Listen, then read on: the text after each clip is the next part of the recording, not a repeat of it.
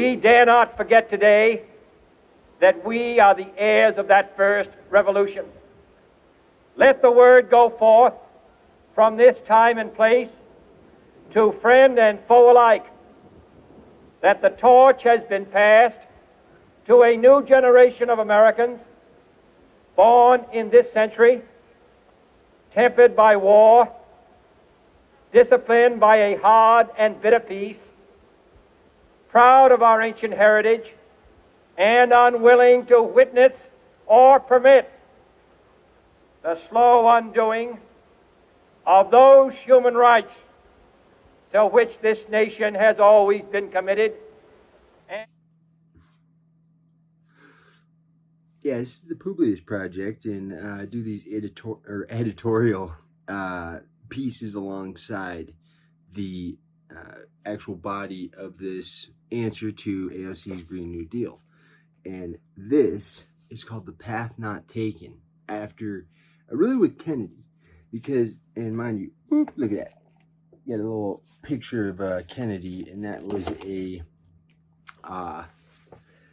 it was a newspaper that my mother had kept from the Arizona Republic. And it's funny because her father was a Brophy, and the Brophies helped Barry Goldwater get the Republican election, and like a very prominent family in Arizona. My dad came from jack shit, but my mom came from a pretty well-to-do Irish Jesuit family out in Arizona.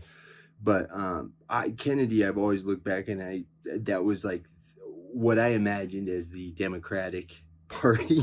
I can't even say it with a straight face now. And to which we are committed today at home and around the world.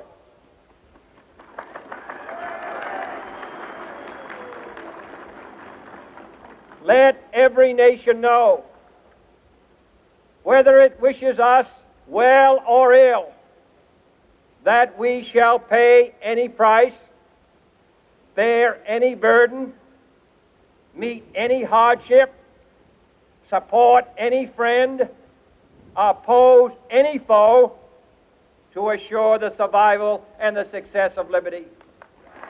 But yeah, because the history, it's like they talk about this party switch, like, oh yeah, the Civil Rights Act happened, and like, everybody, all the evil Democrats left the party. There's two of them that left. It was always the Republicans were the ones that were for abolition, equality, actually reading the Constitution as it's written.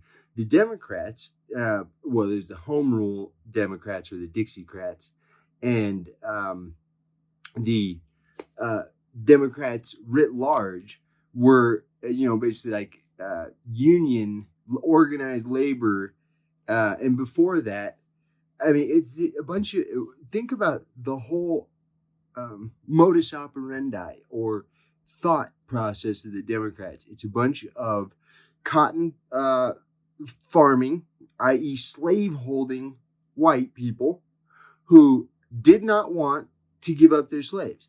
So they wanted an unfair advantage over, that's what they wanted, is unfair advantages. To those new states whom we welcome to the ranks of the free, we pledge our word that one form of colonial control shall not have passed away, merely to be replaced by a far more iron tyranny. We shall not always expect to find them supporting our view, but we shall always hope to find them strongly supporting their own freedom. To basically keep a striated have and have not culture. And the Republicans are like, no, we want equality. It was something and that's kind of been my thinking on this whole thing, that I was way in the wrong. I had no idea. And I get, to discover that part of my family's history, but it's as a little bit of a non sequitur in that regard. But the path not taken from Kennedy, because He actually wanted to end the military-industrial complex. And to remember that in the past, those who foolishly sought power by riding the back of the tiger ended up inside.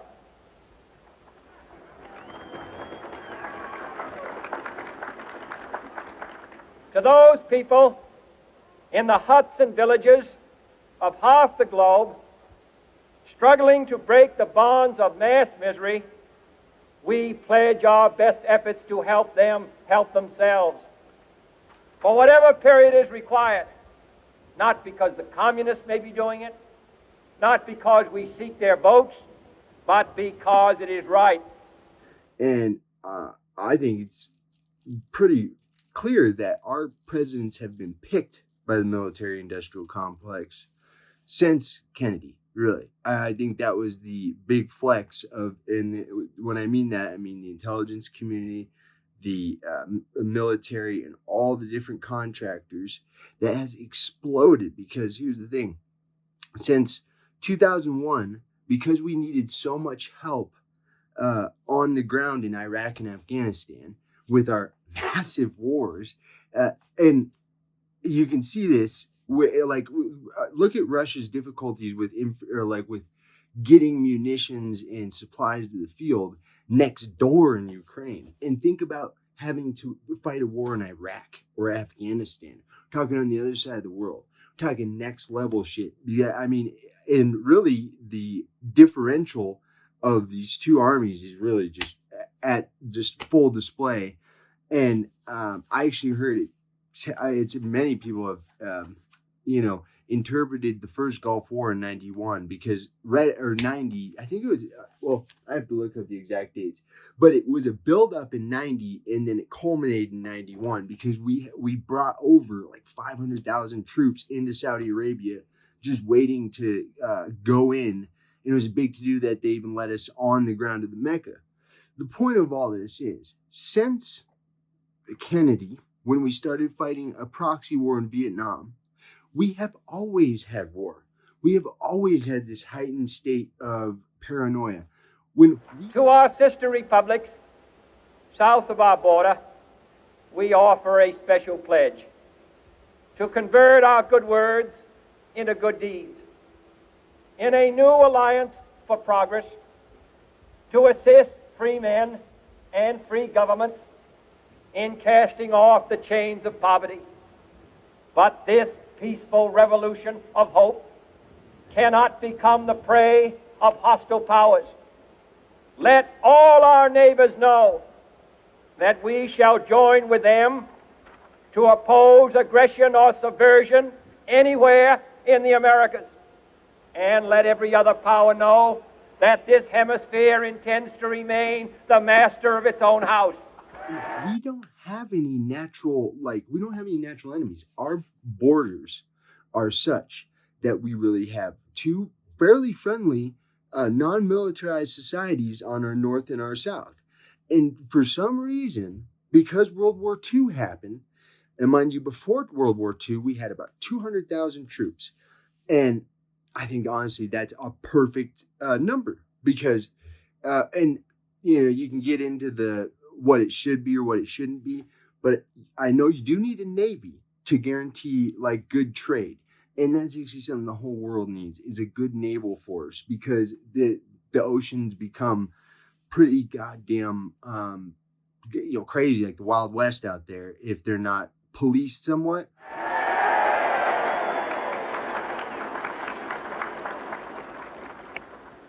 To that world assembly of sovereign states, the United Nations, our last best hope, in an age where the instruments of war have far outpaced the instruments of peace, we renew our pledge of support to prevent it from becoming merely a forum for invective, to strengthen its shield of the new and the weak, and to enlarge the area in which its writ may run.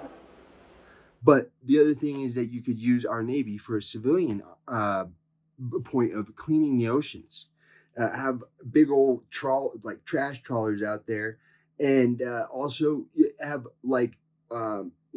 breed some of these fucking fish that are just being, extinct. I mean, use some of this goddamn infrastructure that is meant to just mangle and kill and destroy humanity that really doesn't need to be that. What I said right there, it needs to be like a sea police force. Finally, to those nations who would make themselves our adversary, we offer not a pledge, but a request that both sides begin anew the quest for peace. Before the dark powers of destruction, unleashed by science, engulf all humanity in planned or accidental self-destruction. We need to change the paradigm of military because we're the ones that set this paradigm. Since the Cold War, if you wanted to have a seat at the table, we were these fucking thugs. And I'm sorry for cursing, but it's completely justified here. I don't have a problem with cursing most other stuff, but the hard F, the hard R, no bueno. So, but it's like, dude, we set the tempo. We set those rules. We set the rules that basically, hey, the new world order that we just heard from Joe Biden, that has its roots in the NATO alliance and all that. That basically, the seat of Yalta is that people that you'd have this, like, basically two poles, and Churchill was sitting there because he's the wartime leader of Britain, and they were the only ones who were actually fighting the war when it first started. Because in China, they didn't have because China was fighting Japan, and Britain was the only one left standing after the Nazis bowled through. We dare not tempt them with weakness, for only when our arms are sufficient beyond doubt can we be certain beyond doubt that they will never be employed. But neither can two great and powerful groups of nations take comfort from our present course, both sides overburdened by the cost of modern weapons, both rightly alarmed by the steady spread of the deadly atom, yet both racing to alter that uncertain balance of terror that stays the hand of mankind's final war. That's why I also don't think Putin's not Hitler. He doesn't have Hitler's army. He did, if he wanted to be Hitler, he couldn't do it because he didn't have fucking Hitler's army. Hitler's army was a fucking cold piece, dude. I mean, today, America armies have actually, what we did to Saddam's army in 91, his army was seen as pretty formidable, and it probably would have been had we not completely destroyed the shit. Basically, by the time our troops even crossed the border into Iraq or into Kuwait originally, and then to kick, and we stopped halfway through that country because we didn't even need to go. It was just after that, it was just hitting all these targets we had spotted with our fucking spy satellites and stuff over, the 6 months build up to the war. I read Norman Schwarzkopf's book about this crap, a really insightful book about that war. But he was talking about how they had every artillery piece, everything in the field just mapped out. We're talking efficient war machine death.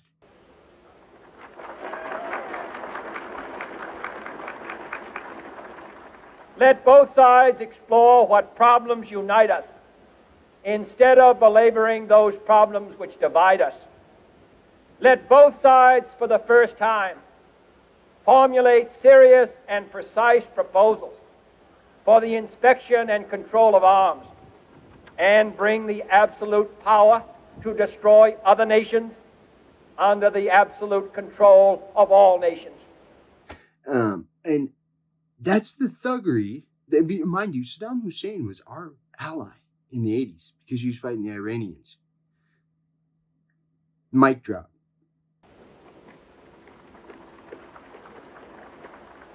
Let both sides seek to invoke the wonders of science instead of its terrors. Together, let us explore the stars conquer the deserts, eradicate disease, tap the ocean depth, and encourage the arts and commerce. Let both sides unite to heed in all corners of the earth the command of Isaiah to undo the heavy burdens and let the oppressed go free. Do you realize how fucking crazy that is? Can you imagine? Can you imagine? You're homies with this dude. Fucking Gaddafi was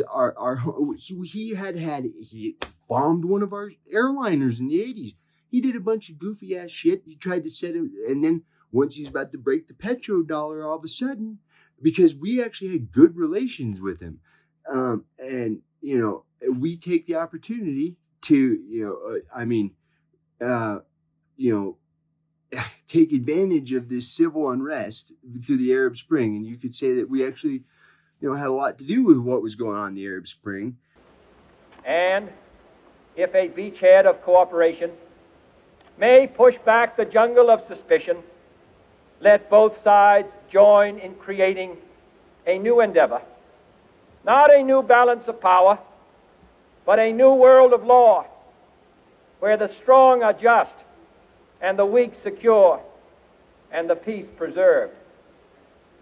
All this will not be finished in the first 100 days, nor will it be finished in the first 1,000 days, nor in the life of this administration, nor even perhaps in our lifetime on this planet. But let us begin. I mean, all this stuff, dude. Why? Why? And what I mean by the road not taken, if after World War II had ended and we're just like, no, we're just demobilizing.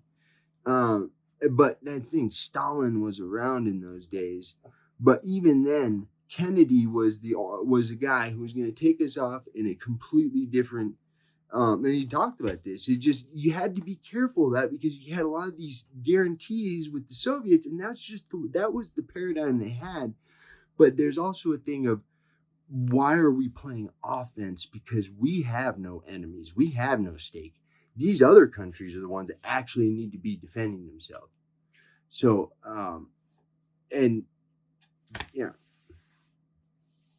My fellow citizens of the world, ask not what America will do for you, but what together we can do for the freedom of man.